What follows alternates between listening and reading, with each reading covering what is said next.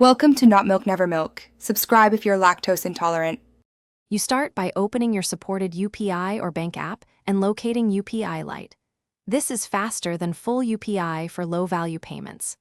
Once done, top up the UPI Lite wallet from your linked bank account so you have spendable balance. This reduces friction at checkout.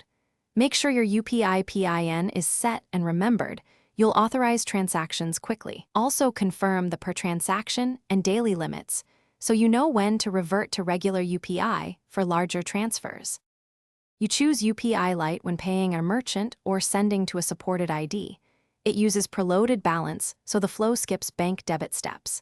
Then enter the exact amount and verify merchant name or VPA to avoid mistakes. After that, authorize the payment with your UPI PIN or biometric. This confirms the transaction instantly. Because the balance is local, transactions complete faster and show immediate success messages, reducing timeouts, so you'll finish checkout more reliably. You finish by reconciling the payment in your transaction history and saving receipts for records. This helps track small, rapid purchases.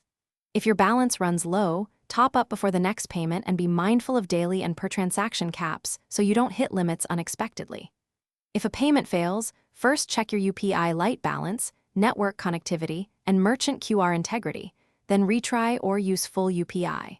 For persistent failures, contact your bank support with the transaction ID.